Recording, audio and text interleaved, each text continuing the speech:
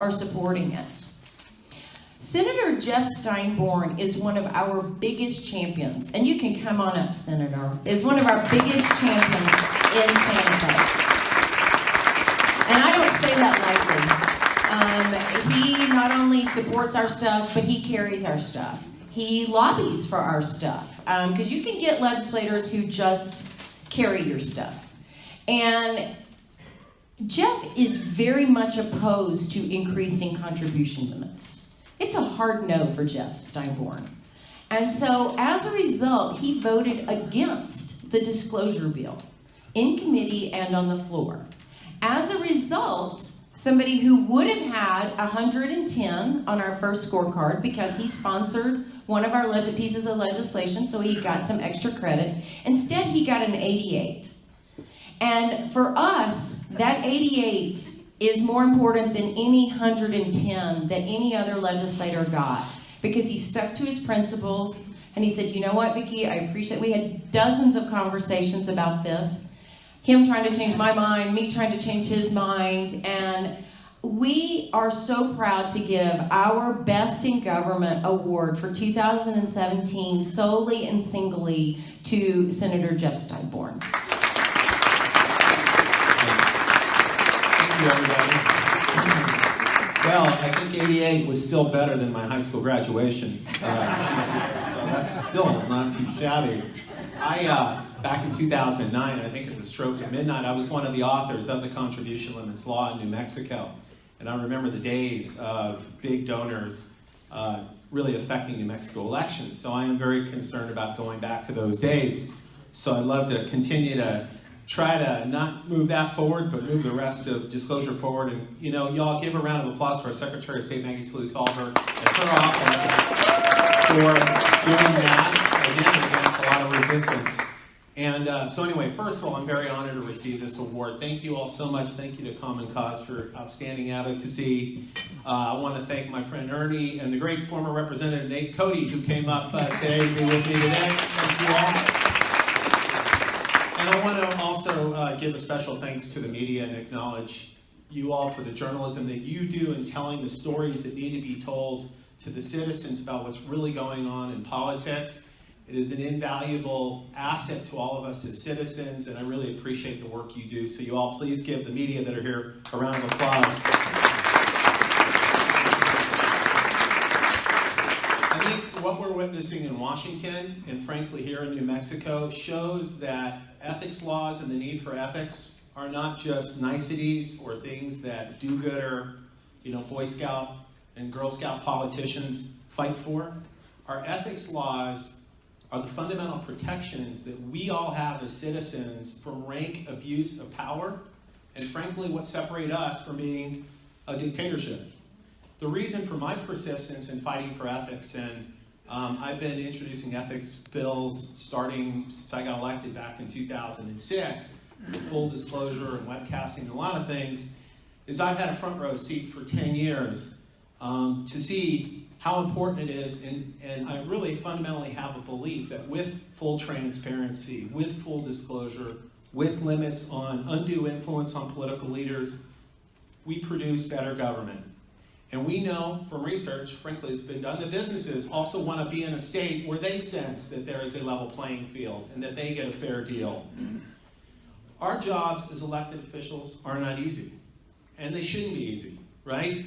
We are very privileged to serve. There's a lot of people who want these jobs. We hear from colleagues of mine in the legislature, well, no one's going to want these jobs if we make them tough, if we have to have more disclosure, more exposure. The reality is lots of people want to serve. It's a tremendous honor to be in the legislature.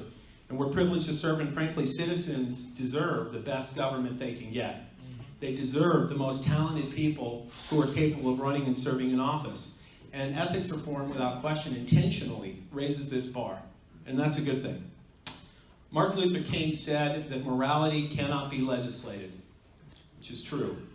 But it can regulate human behavior. Ethics policies are fundamentally about ensuring that our government operates with integrity. I like to joke sometimes that ethics laws are the vitamins that keep our democracy healthy. and we should take them regularly. To create a healthy government that works for everybody, it's critical that our laws and our systems enable equal opportunity and access to that government, and not just a stacked deck only for the privileged. Transparency, frankly, levels the playing field by bringing citizens into the process and giving them crucial information that enables them to not only participate, but to hold their elected officials accountable and to evaluate their performance. In our state, in our history, and certainly going back, but the history of everyone in this room, we have seen how in New Mexico state government, power concentrates and thrives in the shadows. And frankly, it is our job to bring light into all corners of the state. So I want to say, first off, we should celebrate the immense strides that we have made in New Mexico, because it's easy to focus on the frustrations and the big epic goals that we still haven't achieved, but we've made a lot of incremental progress, starting with webcasting of our committee meetings. That's been great, right? All right. And the people who fought it now say they love it. Truly, everybody loves it. After 3 years of trying, we got the House, and finally, at the beginning of this last session, the Senate now archives those committee meetings for 5 years. That's a good thing too, right? So we have a record. And finally, after, 30 years of trying, thanks to Common Cause and many others, we have created an independent ethics commission for New Mexico.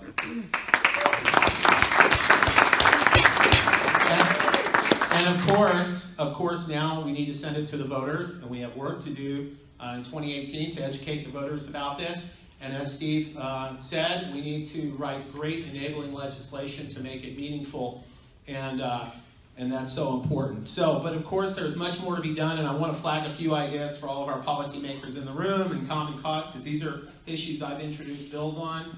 I'm going to continue to, and we've got to stay at this. We need full disclosure of all lobbying spending in the state of New Mexico. There are huge holes in what gets disclosed and what doesn't get disclosed to the citizens of the state. Essentially, lobbyists have to report contributions and meals.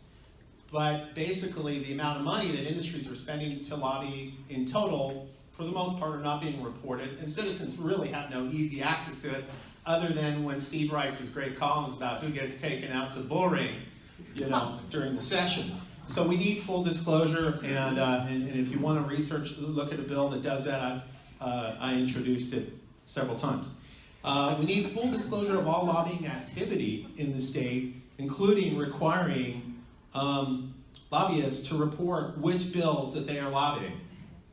Let me explain this to you. So I introduced a bill this last session. At the end of a session, that every lobbyist would have to would file a report of all the different legislation that they lobbied. Therefore, you could go back and look at a bill and see all the different players that weighed in on that bill. Wouldn't that be helpful? Yes. All right, so that we could actually track what really the mechanics behind each of these bills. We definitely need full and robust opportunities for civic engagement of our citizens, and it's time that in New Mexico we adopt automatic voter registration. Wouldn't that be great?